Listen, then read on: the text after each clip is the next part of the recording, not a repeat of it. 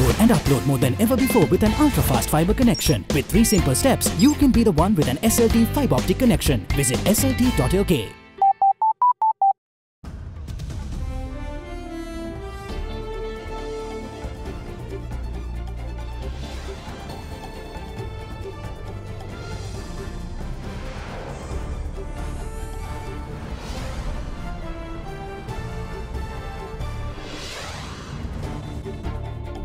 Upward or downward revision. Fuel prices to be revised in line with the automatic fuel pricing formula.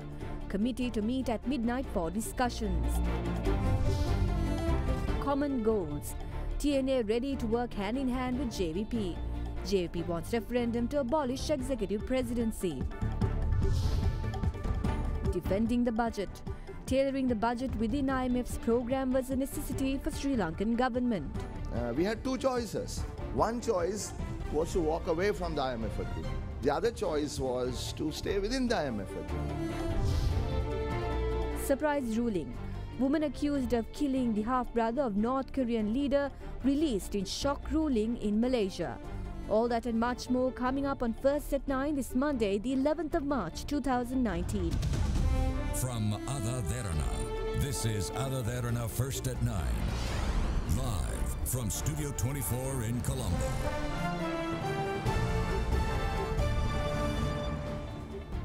A very good evening and welcome to First at 9 on Ada Derana 24, Sri Lanka's news channel. I'm Katharina Chang. Now moving on to a top story tonight. The Janata Vimukta Peramana today held what can be called a decisive discussion with the Tamil National Alliance over some of the most highlighted issues in the political arena. The abolishment of the executive presidency and the 20th Amendment to the Constitution. Airing his thoughts following these discussions, leader of the TNA, R. Sambandhan, expressed willingness to join hands with the JVP in fulfilling common goals in the country. The Janata Vimukta Peramuna meanwhile suggests that a referendum should be called, enabling the people to make the decision with regard to the abolishment of the executive presidency instead of leaving it to the hands of parliamentarians. The Janata Vimukti Peramuna and the Tamil National Alliance held a special meeting this afternoon at the JVP party headquarters regarding the 20th Amendment to the Constitution and the abolishment of the executive presidency. Representing the TNA, its leader R. Sambandhan, parliamentarians M. A. Sumandiran, Mave Senadi Raja, Dharmalingam Siddharthan and Selvam Adekalanathan participated in the discourse. Representing the JVP, its leader Anura Kumara Dissanayaka, General Secretary of the party Tilvin Silva and Politburo member K.D. Lalkantha was also present during the discussion. Representatives of both parties aired their views to the media following an hour-long discussion. Executive presidency ජනාධිපති ධූරය විශේෂයෙන්ම ඒක සමයේ සම්බන්ධව කතා කරා. රටේ දැන් තියෙන තත්ත්වය සම්බන්ධව කතා කරා. ඉදිරි කාලේ මොකද්ද වෙන්නේ යන්නේ කියලා ඒ සම්බන්ධව කල්පනා කරලා කතා කරා. කොහොම අපේ පක්ෂ දෙකම එකතු වෙලා රටේ වෙනුවෙන් රටේ ජනතාව වෙනුවෙන් කොහොමද බෙර කරන්න පුළුවන් කියලා අපි කතා කරා. අපේ පක්ෂයේ ළඟදී ජනාධිපතිතුමත් අගමැතිතුමත් එකතු වෙලා හම්බෙලා බලය බෙදන්න සම්බන්ධව අපි කතා කරා. ඒ සම්බන්ධව වුණේ දේවල් අපි JVP සහෝදරයට අපි කිව්වා. ඊට පස්සෙන් උත් ඉදිරියෙන් කොහමද අපේ පක්ෂ දෙකම රට වෙනුවෙන් ජනතාව වෙනුවෙන් අපේ පක්ෂ දෙකම එකතු වෙලා බෙද කරන්න ඕන. ඒක අපි ඉදිරි කාලේ කරනවා. අපේ රටේ ආණ්ඩුක්‍රම ව්‍යවස්ථාවවත් එම ආණ්ඩුක්‍රම ව්‍යවස්ථාවට මෙතෙක් ගෙනෙන ලද සංශෝධන 19න් කිසිවක් ජනතාවගේ අනුමැතියට ලක්කොට නැහැ. නමුත් 20 වෙනි සංශෝධනය සම්මත කර ගැනීම සඳහා ජනතාවගේ අනුමැතිය ජනමත විචාරණයක් අවශ්‍ය බව ශ්‍රේෂ්ඨාධිකරණයෙන් පෙන්වා දී තිබෙනවා. ඒ නිසා අපගේ ඉල්ලීම වන්නේ පාර්ලිමේන්තුවේ 225 දෙනා විසින් මේක බාධා කරන්නේ නැතුව මේ 20 වෙනි සංශෝධනය අවශ්‍යද නැද්ද කියලා පාර්ලිමේන්තුවේ 225 දෙනා තීරණය කරන වෙනුවට 1 කෝටි 50 ලක්ෂයක් වන ජනතාවට එම තීරණය කිරීමට අවස්ථාව ලබා දිය යුතුයි. අපි අද දෙමළ ජාතික අපේ සහෝදර මන්ත්‍රී කණ්ඩායමත් එක්ක සාකච්ඡා යෙදුණා. ඔවුන්ගේ ස්ථාවරයේද විධායක ජනාධිපතිවරයා අහෝසි විය යුතුයි කියන ස්ථාවරයේ සමහර ප්‍රශ්න පිළිබඳව අපි අතර එකඟතාවයක් නොවෙන්න පුළුවන්. පරස්පරතාවයන් තියෙන පුළුවන්. හැබැයි මේ රටත් මේ රටේ ජනතාවගේ පොදු උන්නතිය වෙනුවෙන් අපිට එක්ව වැඩ කරන්න පුළුවන් ශේත්‍ර ගණනාවක් තිබෙනවා. ඒ නිසා අපි විශ්වාස කරනවා අපේ රටේ දේශපාලනයේ නව හැරවුමක් නව දිශානතියකට අවශ්‍ය වෙන වැදගත් සාකච්ඡාවක් අද අපිට කරන්න පුළුවන්කම ලැබුණා කියලා. Prime Minister Ranil Wickremesinghe says that the government is prepared to provide training to those who seek foreign employment in Japan. Speaking at an event held in Colombo today, the Prime Minister went on to say that accumulating skill and expertise is pivotal for the country's economic growth. Scholarships were presented to children whose parents are employed abroad at Temple Trees today. H. Dev Sari.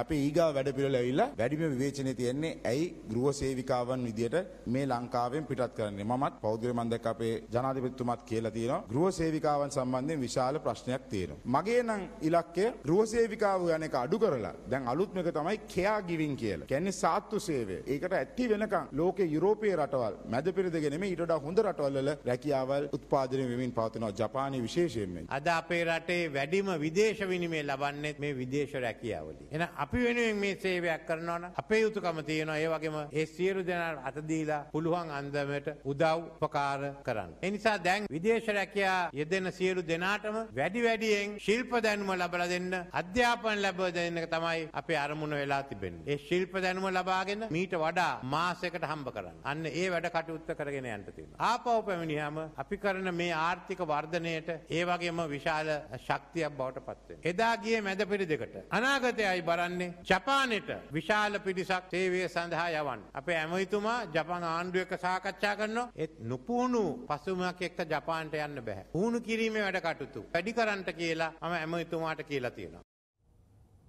Meanwhile, President Maithripala Sirisena emphasized that the responsibility of disciplining the next generation of students lies with the teachers. The head of state made his thoughts heard at an event held in Mathura today. The 100th anniversary of the Kokawala Central College in Mathura was held under the patronage of President Maithripala Sirisena today. The primary educational resource centre at the college, which was constructed under the nearest school is the Best School National Programme, was also vested with the students by the President.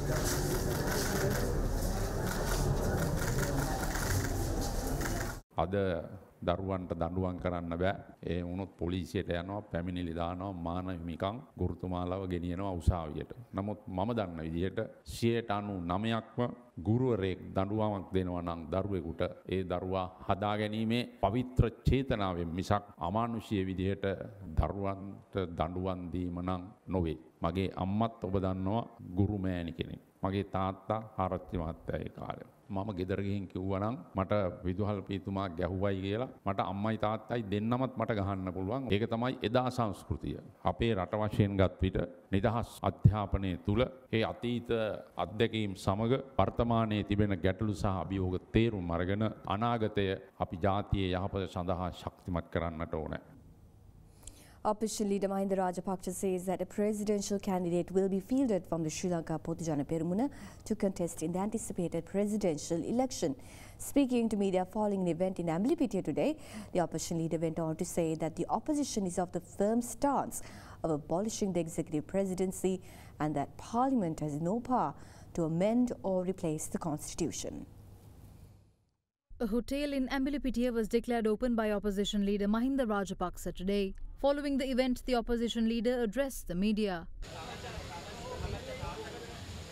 දායක ජනාධිපතිකමය ප්‍රතිපත්තියක් වශයෙන් අපි ඉවත් කළ යුතුයි පිළිගන්නවා කියන අදන මේ ඉඳගෙන අපි පැහැදිලි කරලා තියෙනවා. ඉතින් මේ අනිත් එක මේ පාර්ලිමේන්තුවට අයිතියකුත් නැහැනේ. ව්‍යවස්ථා වෙනස් කරන්න ඕන ව්‍යවස්ථා අලුතෙන් ගේන අයිතියක් නැහැ කියන පදනම තමයි අපි ඒකාබද්ධ විපක්ෂයේ ඉන්න ස්ථාවරය.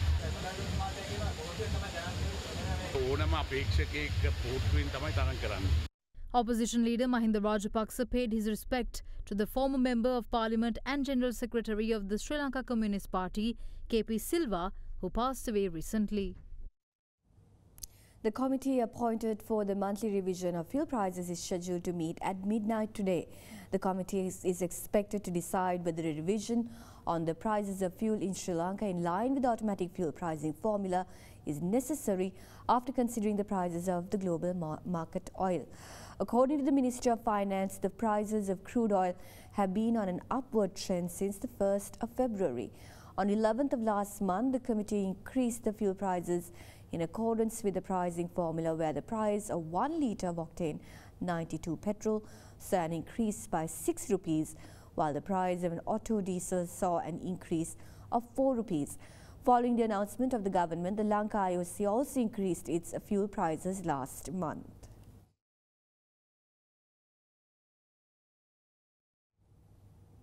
The voting on the second reading of the budget will be held in Parliament tomorrow.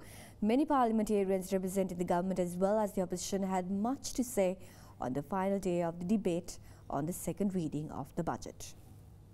දින 50කට කලින් තමුන්නාන්සලා කිව්වා රාජපක්ෂ කළු දශකය කියලා හේතුව. ඒ දශකය නොතිබුණා නම් රට කිරියෙන් පැණියෙන් ඉතිරෙනවා කියලා. දැන් කියනවා දින 51ක් ගැන නහයෙන් අඬනවා. තමුන්නාන්සලා කොච්චර බටහිරට ගැතිද කියන එක තමයි පෙනුනේ දින 51 ඇතුලේ. මිලේනියම් චැලෙන්ජ් කෝපරේෂන් වැනි මේ රට අත්පත් කරගැනීමේ මේ රටේ ඉඩම් විදේශිකයා සතු කිරීමේ න්‍යාය පත්‍රය දිගේලි කරගන්න තමුන්නාන්සලාගේ අගමැතිතුමාව ඒ රටවලට අත්‍යවශ්‍ය සාධකයක් වෙන නිසා. ඒ නිසා තමයි අරලියගහ මන්දිරයට උදේට ගියේ. දවල්ට කතානායකතුමා පාර්ලිමේන්තුවට රැට නැවත අරලියගහ මන්දිරයට න්‍යාය පත්‍රයට අනුව යන අයවැය තමයි සුරංගනා කතා ගොඩකුත් එක්ක කේමාගේ කොළුවා ගෙනල්ලා අතෑරියේ. ඊට වැඩි දේවල් අපිට කතා කරන්න තියෙනවා ඇවැය දීපු සහන ගැන. මේ එන්ටර්ප්‍රයිස් ශ්‍රී ලංකා ණය වැඩසටහන දීර්ඝ ව්‍යාප්තිය ක්‍රියාත්මක කරන පරිදි 2018 ජනවාරි මාසයේදී හඳුන්වා දෙන ලදී. ස්ථාවර නියෝග අනුව මුදල් ඇමතිවරයා එකවරක් මේ පාර්ලිමේන්තුවේ කියවපු අයවැය කතාව නැවත වෙන ඇමතිවරයෙකුට කියවන්න බෑ.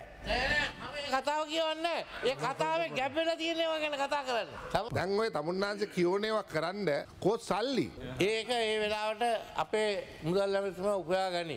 ඔය ඇමතිකන් වල ඉඳගෙන අයවැය ඉදිරිපත් කරන්න හම්බ වෙන්නේ නැත්. අවසාන අයවැය කියන එක තමුන්නාන්සලා හිත හදාගත්තොත් හොඳයි. ඒ කතාවේ මූලික හරය තමයි රාජපක්ෂ සහෝදරයන්ට පමණයි මේ ආර්ථිකය කරන්න පුළුවන්. ජනාධිපතිවරණයෙන් පසුව ආයෙත් අපි මෙවැනිම අයවැයක් ඉදිරිපත් කරනවා.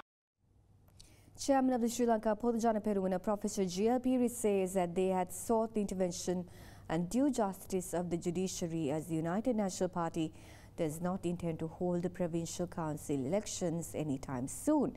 Addressing a media briefing in Colombo today, Professor Piri also said that the appeal court had allowed to proceed with the fundamental rights petition by two former chief ministers, Mahipala Herath and S.M. Ranjit, over the long-delayed provincial council elections. The case is scheduled to be taken up on the 5th of April. The government is perfectly aware that it will go down in a humiliating defeat, and the United National Party does not wish to hold these elections and is coming up with one excuse after another for the purpose of postponing these elections. Eventually, the report of the Delimitation Committee was debated in Parliament on the 24th of August 2018. That is 4 months after it should have been done. And the government rejected the report. 8 months have gone up to now, and the Prime Minister's Committee has still not submitted its report. In that situation, President Sirisena presented a cabinet paper asking that these elections be held not later than the 31st of May. He said this has to be done. The people are entitled to the opportunity to cast their vote, and this must be done before the 31st of May. The Prime Minister asked for 1 week's time to consider this. The 1 week became 2 weeks, 2 weeks became 3 weeks. Ultimately, the Prime Minister said that this matter has to be referred to the Speaker. We now have the ridiculous situation. The government has appointed a 4-member committee chaired by Dr. Sarath Amudgama, consisting of Dr. Rajitha Senaratne, Mr. Dilan Pereira and Mr. M.A. Sumandiran, to examine how the functions of provincial councils should be broadened and strengthened. This is absolutely ridiculous. We have gone to the courts, asking the courts to play a role. The funeral of the traffic OIC of Borala Police Station, IP Anandasagar Sarat Chandra, took place this evening at the Borala Public Cemetery with police honours. Meanwhile, the Colombo Fort Magistrate ordered the further remand of the driver of the defender involved in the hit-and-run case in Bamlapitia till the 18th of this month. Traffic OIC of Borala Police Station IP Anandasagar Sarat Chandra passed away day before yesterday at the Colombo National Hospital following a hit-and-run accident in Bambalapitiya on the 24th of last month. President Maithripala Sirisena paid his last respects to the late Traffic OIC in Borala today.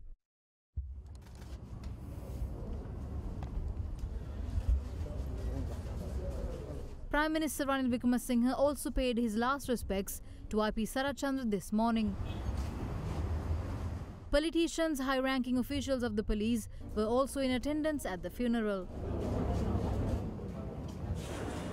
The final rites for Inspector Anandasagar Sarat Chandra took place at the Borala Public Cemetery with full police honours.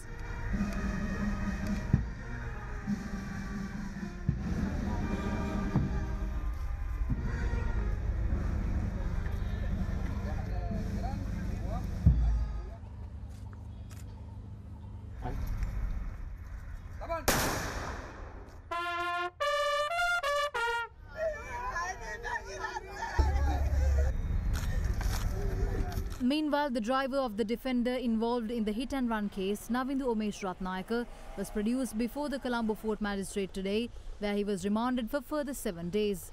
Accordingly, he has been remanded until the 18th of this month. The court also ordered the police to arrange an identification parade for the suspect on the same day. Sri Lanka Traffic Police will launch an island-wide operation near nightclubs, bars and other establishments which serve alcohol starting from today in an effort to curb drunk driving.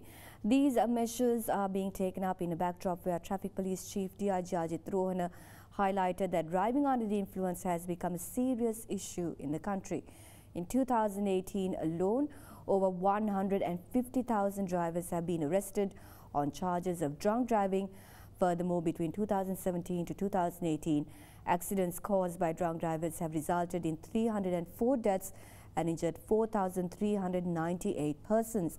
A survey conducted by the Traffic Police also revealed that most drunk drivers were arrested on Fridays, with the highest number of arrests taking place between 4 p.m. to 8 p.m. According to police, such stringent measures are being taken following the fatal hit-and-run accident of Borala Police OIC Anand Sagar Sarachandra, who was hit by a defender that was leaving a nightclub recently.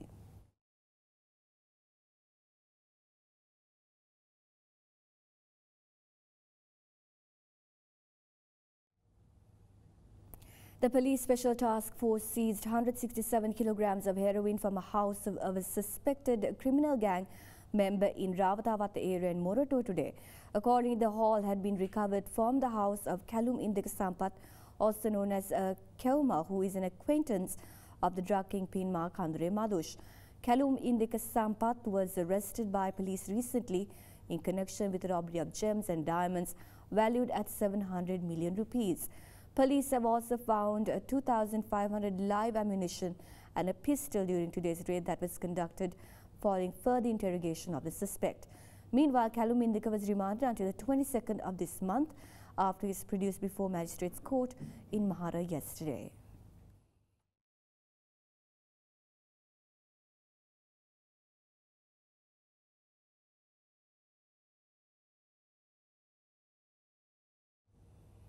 Meanwhile, former Navy Commander retired Admiral Vasanta Karannagoda appeared before the Criminal Investigation Department today upon an order of the Supreme Court. A statement was recorded for 8 hours regarding the case on the abduction and disappearance of 11 youth in 2008. On February 25th, retired Admiral Karannagoda filed a fundamental rights petition seeking an order preventing the CID from arresting him. When the petition was taken up, the Supreme Court issued an injunction on the CID preventing the arrest or detention of the retired admiral.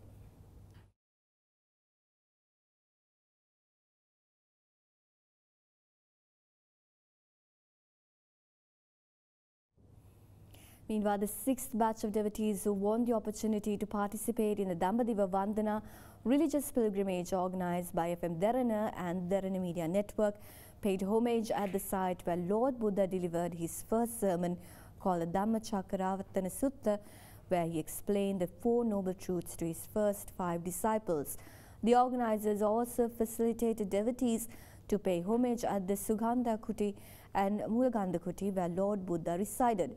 Later, the devotees were taken to the pillars of Ashoka in Varanasi, a series of columns dispersed throughout the Indian subcontinent.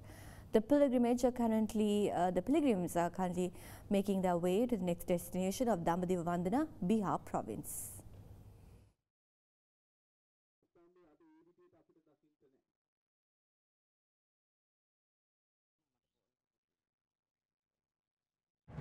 Well, we have business news on the other side, so make sure you stay tuned.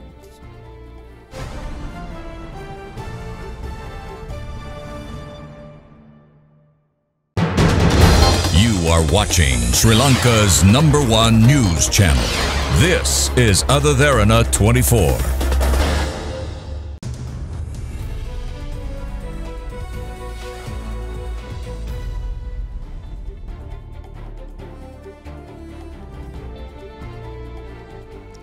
Non-Cabinet Minister Dr. Harsha De Silva says that tailoring the budget within IMF's program was a necessity for the government. Speaking at a budget forum organised by the Chartered Management Institute, the minister went on to say that it is pivotal for the long-term benefit of the country. These comments come in a backdrop where Sri Lanka's budget received the support of the International Monetary Fund. Mission Chief for Sri Lanka, Manuela Goretti, had stressed that with Sri Lanka's public debt at over 90% of GDP, large refinancing needs and low reserve buffers, a prudent policy mix is necessary. She had also stated that sustaining the fiscal consolidation effort and reform momentum is key to maintaining market confidence. This is a very difficult budget in the sense, we were under many constraints. We are within an IMF program, and when Mangal and I met Christine Lagarde in DC, the discussions were not all that great, and we had to keep to certain undertakings that we had previously when we signed up with the IMF on the external fund facility for $1.5 billion. Why is it that we had to borrow at such high rates? Because everybody put us in the crib. The rating agencies downgraded us due to the 52 days of unconstitutional, illegitimate activity that happened here. So therefore, I'm glad that we've been able to borrow at 685 and 765 or something like that, as opposed to 1025 and 1145. Which were the kind of rates that we saw during the unfortunate period of 52 days. When we had to sit down and be reasonable, we had two choices. One choice was to walk away from the IMF agreement. The other choice was to stay within the IMF agreement. I told at one point to Manuela, listen, we're not a subject of yours. We are a sovereign nation. But Manuela said, listen, Harsha, we got to be responsible. Mangala, I applaud him for having been able to present the budget within the framework of the EFF. Knowing that this is an election year, we got to be reasonable. We have to be responsible. We have to think not just at the election, whether we win or lose, but about this nation's sustainability.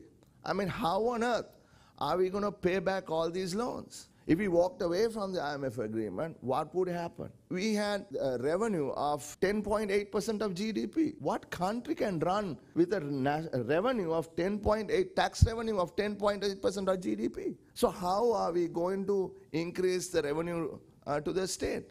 So true, the IMF program is a revenue enhancing program. That is why the taxes have gone up. That is why we are trying to consolidate. That is why the revenue to GDP has increased from 10.8% to something like somewhere around 14%. So whether we like it or not, we have no choice but to increase revenues.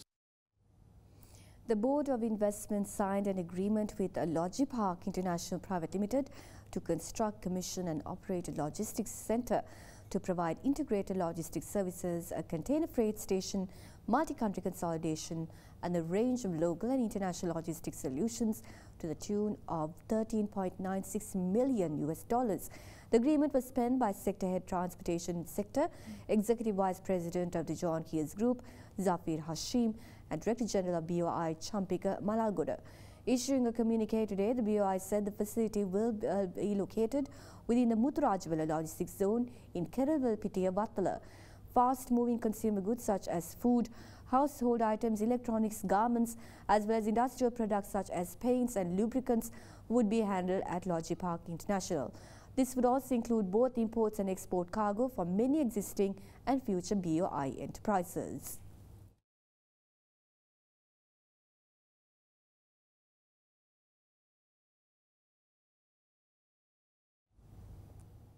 Meanwhile, Japan extended a yen loan package of up to 30,040 million Japanese yen, which is approximately 48 billion rupees to Sri Lanka today for the establishment of a light rail transit system in Colombo.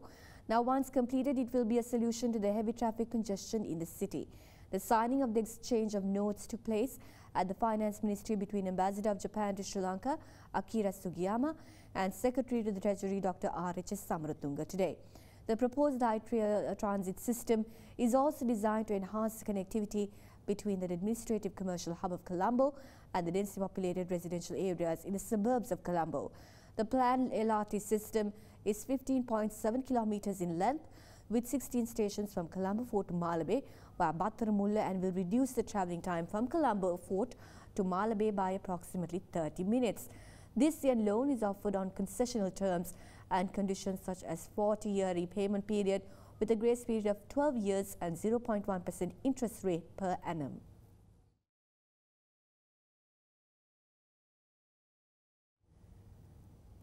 Meanwhile, the World Bank has approved a $125 million credit for Sri Lanka to improve the climate resilience and productivity in the agriculture sector by providing support for more than 470,000 small farmers in 6 provinces of the dry zone. According, most vulnerable provinces to climate-related natural disasters such as floods and droughts have been selected.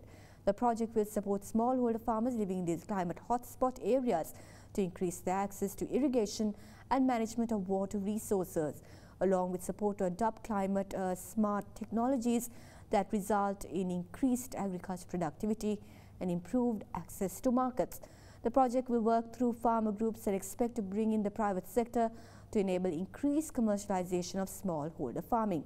Sri Lanka's agriculture sector contributes almost 7.7% to the country's economy and employs 27% of population, of which more than 38% of who are women affected by climate-related issues.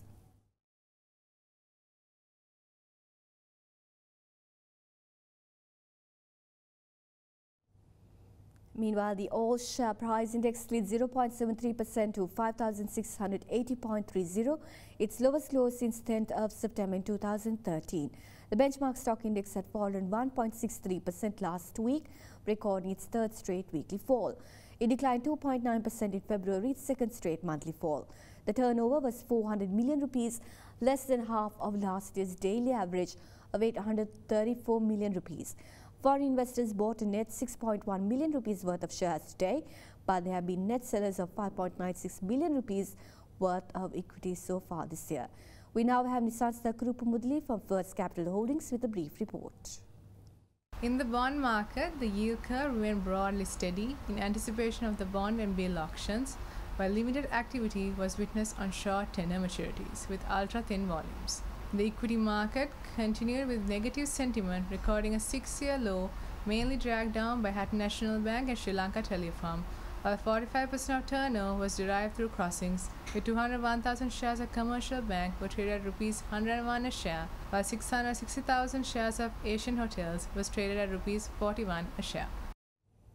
Sri Lanka's rupee ended weaker at 178 rupees and 50 to 65 cents to the US dollar today, but opened strong at 178.35 to 55 cents this morning before edging down. With that, let's now take a look at how the rupee traded with other major currencies around the world.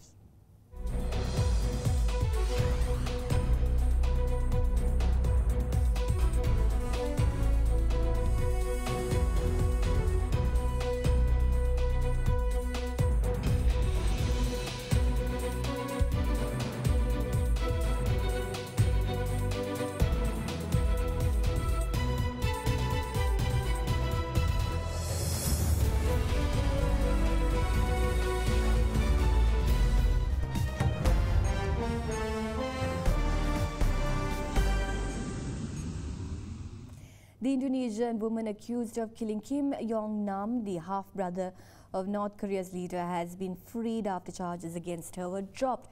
Siti Aisyah had been accused of smearing VX nerve agent on Kim's face in Kuala Lumpur airport in 2017. Her and her brother, accused Vietnamese Duan Thi Huang, deny murder and say they thought they were part of a TV prank. The brazen killing at an international airport left observers stunned and gripped international headlines. The prosecutor in the case requested the murder charge for Siti Aisyah be dropped without giving a reason. The Interpol, meanwhile, had issued a red notice for 4 North Koreans who were identified as suspects by Malaysian police and left the country hours after the murder.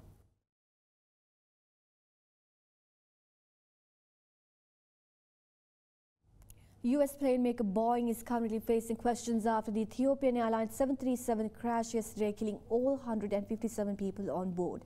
Now, it was the second crash in 5 months involving a 737 MAX 8, and comparisons are being drawn with the Lion Air accident in Indonesia last October. China, Indonesia and Ethiopia grounded their Boeing CO-737 MAX 8 fleets today while investigators found the plane's black box from the crash site. The Ethiopian airline, jet bound for Nairobi, came down minutes after takeoff from Addis Ababa yesterday, killing all on board. The victims came from 33 nations and included 22 United Nations staff. Officials believe that the discovery of the black box with both the cockpit voice recorder and digital flight data should shed light on the cause of the crash. Ethiopia's parliament declared today as a day of mourning, while a global summit in Nairobi opened with a moment of silence as some wept for the UN members killed in one of the deadliest aviation accidents in the organization's history.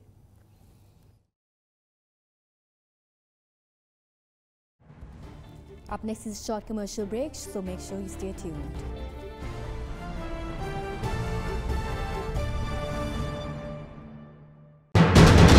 You are watching Sri Lanka's #1 news channel. This is Other Derana 24. And with that, we conclude this edition of First at 9. Thank you for joining us and have a pleasant evening.